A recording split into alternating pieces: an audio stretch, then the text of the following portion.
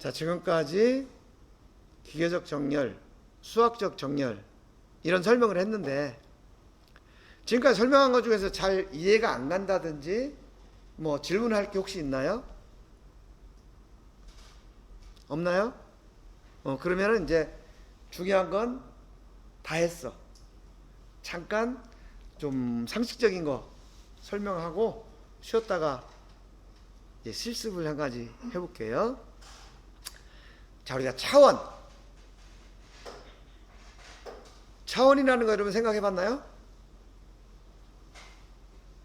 생각을 안 해봤는데, 쟤는 애가 좀 수준이 낮아. 좀 떨어져. 예를 들면, 쟤는 수준이 높아가지고, 이런 거는 먹지도 않아. 이런 옷 입지도 않아. 이런 표현을 쓸 때가 있어요. 그때 차원이 높다, 낮다라는 것은 수준을 얘기하는 거예요, 수준. 우리가 레벨이 다르다. 이런 얘기하죠. 그래서 이거는 사물을 보거나 생각하거나 처지 또는 어떤 생각이나 의견 따위를 이루는 사상이나 학식의 수준.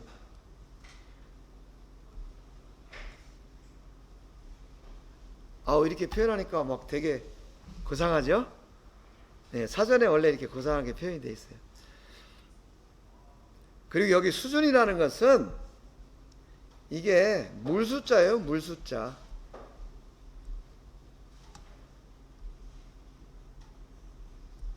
이런 통에다가 물을 부었을 때 물이 이렇게 쭉 차 올라오는 이 레벨, 이거를 수준이라고 얘기를 하는 거예요. 이렇게 레벨이라는 수준을 차원이라고 얘기를 하고, 또 한 가지는 이 좌표라는 개념이 있어요. 좌표. 좌표는 뭐냐면 쟤는 1차원이야. 쟤는 생각하는 게 1차원이야. 쟤는 2차원이야. 쟤는 애가 4차원이야.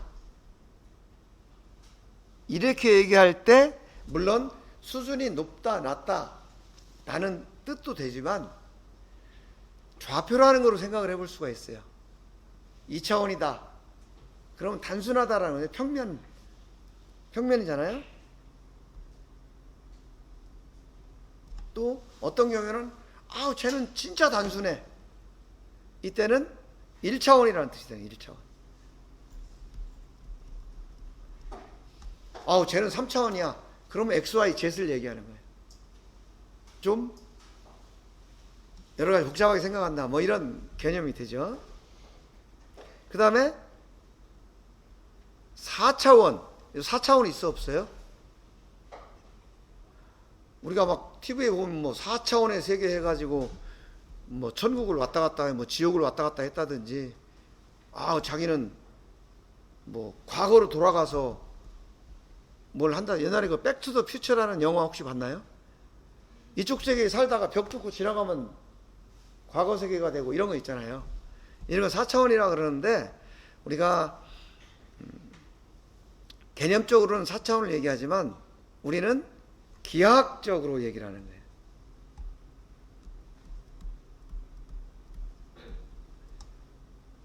기하학적 좌표를 보면 4차원은 없어요. 왜냐하면 이 좌표라는 것은 공간 내에 점을 지정하는 독립 좌표의 수, 이거거든요. 그러니까 X 또는 Y 또는 Z 이렇게 표현해야 되는데, 좌표를 표현하려면 좌표 축이 있어야 되죠. 좌표 축은 서로 직각으로 구성이 되어 있어요. 그러니까 서로 직각으로 구성되는 축은 3개밖에 구성을 못해. 4차원이 되려면 축이 또 하나가 있어야 되는데, 또 하나의 축을 만들면 얘는 다른 축하고 직각을 이룰 수가 없게 돼 있죠. 공간 내에서 각도가. 그래서 4차원은 없다.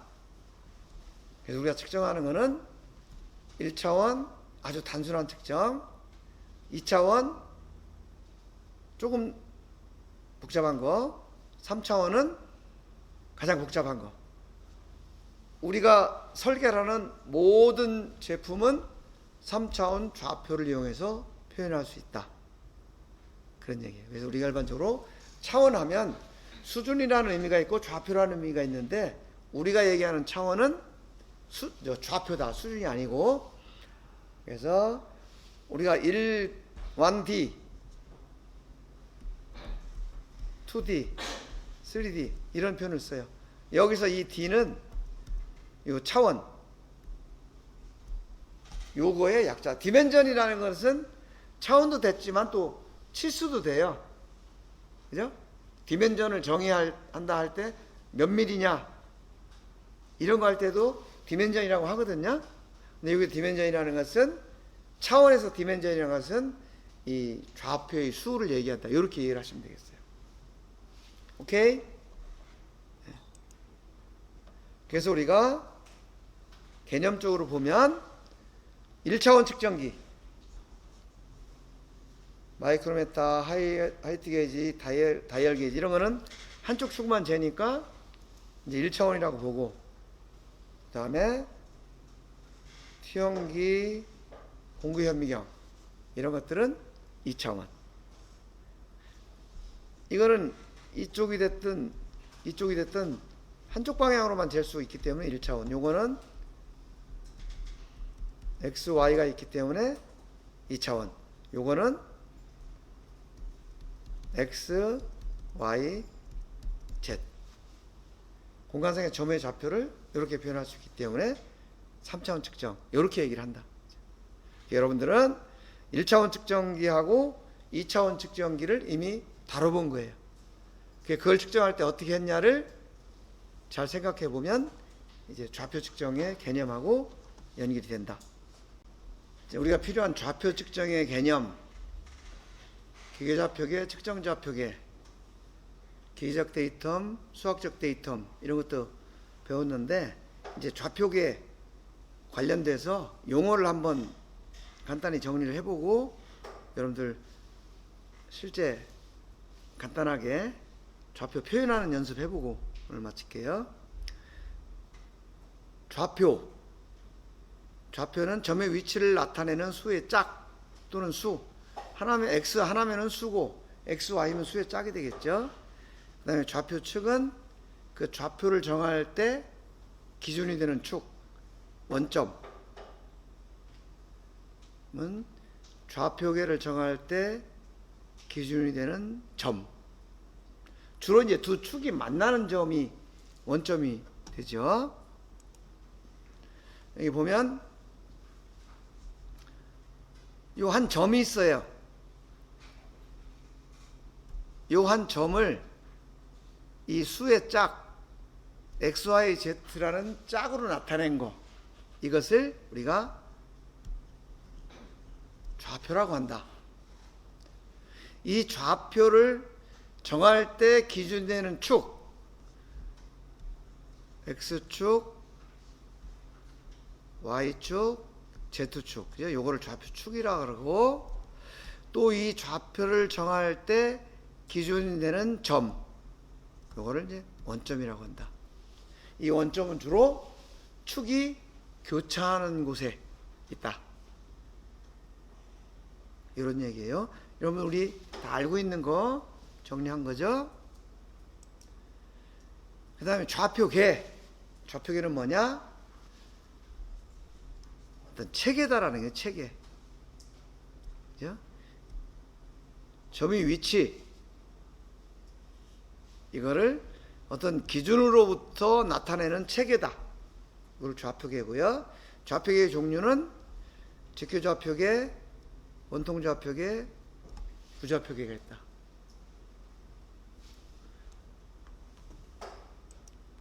직교좌표계와 원통좌표계. 직교좌표계는 점 P의 위치를 XYZ, 요거 각 축으로부터의 거리, 요 원점부터 거리를 X, Y, Z 표현하는 게 직교좌표계고, 원통좌표계는 요 점의 위치를 원점에서부터의 거리, 그 다음에 회전 각도, 높이, 이걸로 표현하는 거예요. 이 높이라는 것은 Z축이 되는 거고요. 이건 그냥 Z축이 되는 거예요. 그 다음에 요 R이라는 것은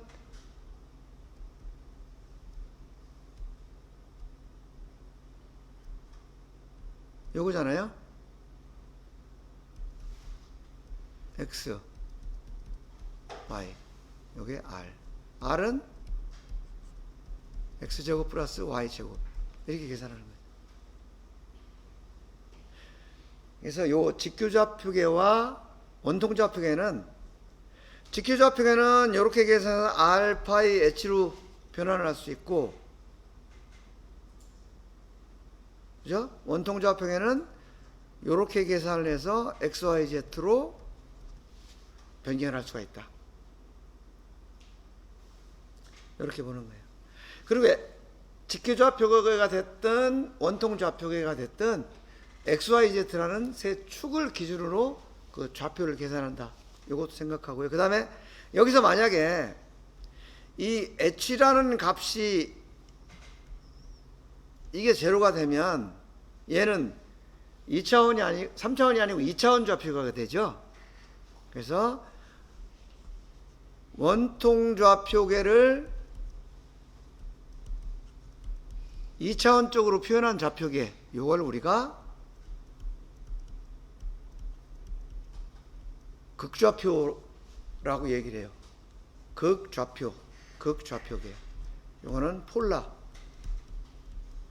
코디네이트 시스템, 이렇게 표현을 합니다. 그래서 우리가 측정에서 주로 쓰는 것은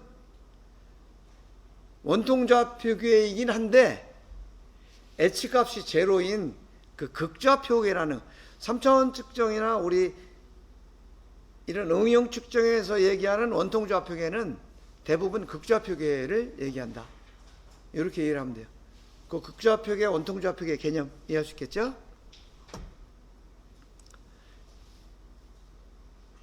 직교좌표계는 X, Y, Z로 표현하고 이런 거죠. 측정기가 X축, Y축, Z축으로 구성이 되어 있고 여기가 원점이고, 요거는 이제 기계 좌표계를 얘기하는 거예요. X축과 Y축이 이루는 평면을 XY 평면, Y축과 Z축이 이루는 평면을 YZ 평면, 그 다음에 X축과 Z축이 이루는 평면을 Z 평면이라고 표현을 한다. 이것도 이제 참고로 좀 알아두시고요. 그 다음에 원통좌표계, 요거는 R, 파이, H. 지금 이렇게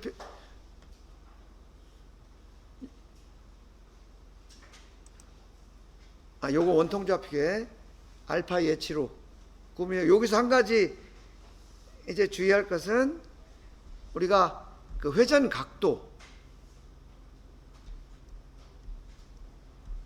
이 각도를 표시할 때 여기를 기준이라고 보면 이쪽을 플러스로 할 거냐 이쪽을 플러스로 할 거냐, 이거 기준을 정해야 되겠죠.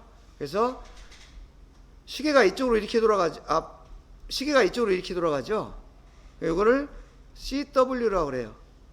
이걸 마이너스, 즉 이쪽이 마이너스고, 요거는 카운터 클록 와이즈 해가지고 반시계 방향 이쪽으로 가는 것을 플러스로 표시를 하도록 이렇게 약속이 되어 있고요. 그 다음에 구좌표계는 아까 원통좌표계하고 마찬가지인데, 원통좌표계는 H가 Z였잖아요. 근데 여기는 그렇게 표현하지 않고 공간상의 좌표를 그냥 R 값을 X, Y, Z 전부 포함해서 이렇게 계산하는 거예요. 그러다 보니까 각도가 두 개가 표시가 되죠. 기준축에서 회전하는 각도, 그 다음에 평면축에서 회전하는 각도. 그래서 R, 세타, 파이 이렇게 하는 게 구좌표계인데 우리는 많이 안 써요. 요거는 여러분들 핸드폰에서 뭐만 하면 우리 집 위치 다 뜨죠. 이거는 GPS. 그 다음에 측정기 중에서도 이렇게 먼 거리를 측정하는 거, 그 레이저 트래커라는 거 있거든요. 이런 특수한 경우에 많이 쓴다. 구좌표계라는 것도 있다 라는 거 참고로 알아두시고, 이것도 마찬가지로 이렇게 XYZ로 표현을 할 수가 있고요. 그 다음에 이거는 그냥 한번 해보는 거예요. 이게 X축, Y축, 요게 지금 이게 차인데 이게 이제 시험지에서는 실제 스케일이 되는 거죠. 그러면 프로브가 요 위치를 지정했다. 그러면 X는 20, Y는 40. 그래서 얘를 P1이라고 하면 P1은 40, 아니 20, 40 이렇게 표현을 하는 거죠.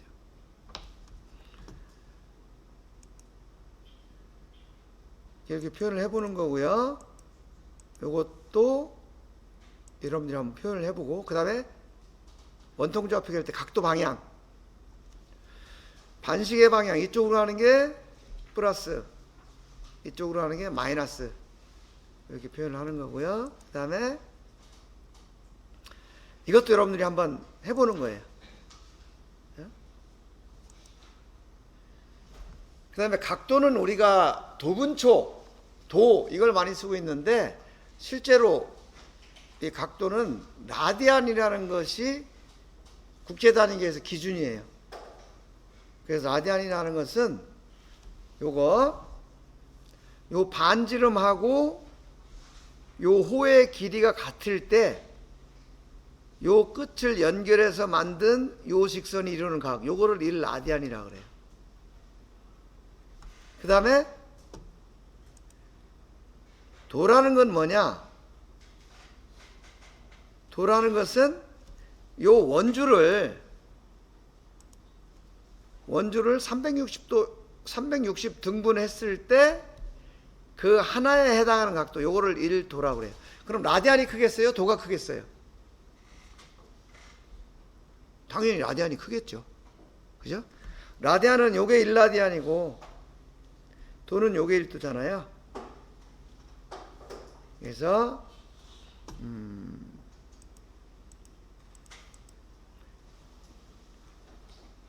1라디안은 약 57.3도예요. 그리고 1도는 0.0175 라디안, 이런 관계가 있다. 그래서 우리가 수증기나 오토콜리메타가 쓸 때 요 초 단위를 많이 써요. 그래서 1초는 4.848 곱하기 10의 마이너스 6승 라디안이다. 요거 여러분들이 참고로 기억을 해 두시면 돼요. 아베이 원리 배울 때 측정기의 오차 구할 때도 요 4.848 곱하기 10의 마이너스 6승이라는 그걸 대입해서 계산한 기억이 날 거예요. 그게 뭐냐면 1초를 1라디안으로 바꾼 거다. 측정기를 만들거나 측정기 오차를 계산할 때는 라디안을 적용하기 때문에 초하고 라디안, 이 관계는 여러분들 기억을 해두는 것이 좋다 라는 거고요. 그 다음에 각도 환산. 각도일 때 도분초가 있고 도가 있어요. 그래서 이거는 도를 도분초로 환산할 때 계산하는 방법. 그 다음에 요거는 도분초를 도로 계산할 때 환산하는 방법. 요거를 설명해 놨으니까 요거를 참고로 해가지고 지금 내가 과제를 나눠줄 거예요. 그거를 간단히 풀어보고 또 같이 한번 생각을 해봅시다. 과제 1번이 직규좌표계를 기록한 다음에 이거를 원통좌표계로 변환해라 라는 거였어요. 그래서 P1, P2, P3를 직규좌표계로 표시를 해보고, 그 다음에 그 중에 P2를 원통좌표계로 하나 표시를 해보라는 거였어요. 그리고 요것도 마찬가지로 1, 2, 3, 4를 쓰고 그 중에서 마지막 거를 원통좌표계로 한번 변환해봐라. 그 다음에 요거는 원통좌표 계산하고 1번하고 7번을 직교좌표계로 계산해봐라. 그리고 요거는 이제 각도 환산하는 건데 한번 해봅시다. 자, 12, 10, 그죠? 28, 3, 맞죠? 75, 17. 그리고 R은 요거, 파이는 요거로 계산하면 값이 나와요. 여기서 X는 28, Y는 3.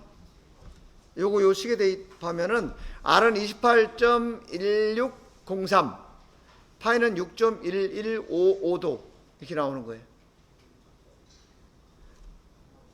각자 맞춰보고 혹시 틀린 사람 있으면 뭐 때문에 틀렸는지 한번 확인해 보세요. 그 다음에 요거는 20, 15, 마이너스 16 이렇게 나오고, R 값은 이렇게 나오고, 파이 H, 요 앞에 거는 H가 없는 거였죠. 그거는 극좌표라서 알파이만 있었고, 요거는 원통좌표의 H가 요 마이너스 27이 있어서 RAH를 표현하는 걸 한번 연습을 해본 거예요.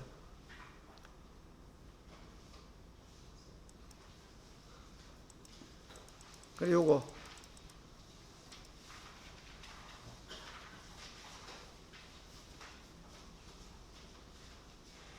근데 여기서 이제 궁금한 게, 자, 여기 기준으로 했으니까 이렇게 계산하면 다 플러스가 되죠, 알파가. 근데 이렇게 계산할 수 있어요, 이렇게.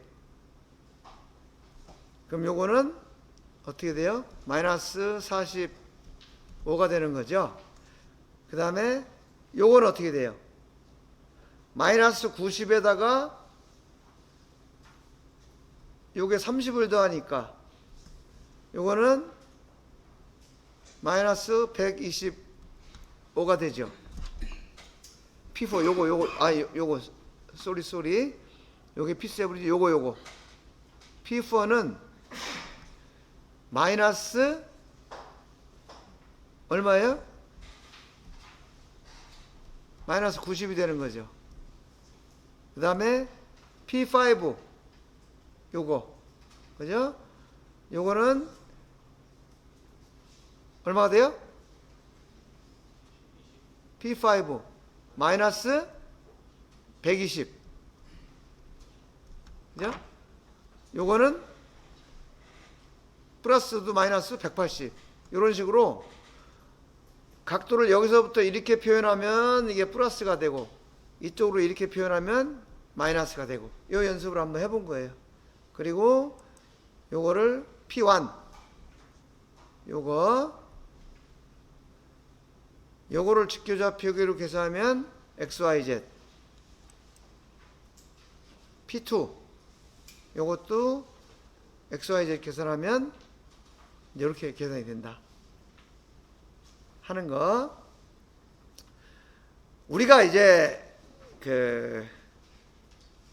그냥 언뜻 감으로 봤을 때 요 P7, 그죠? 요거는 그냥 느낌으로 탁 봐도 45도야. 45도면 XY가 같다는 얘기죠.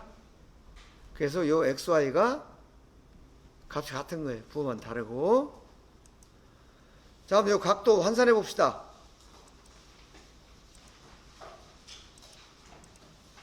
이렇게 나왔나요? 요게 어떻게 나온 건지는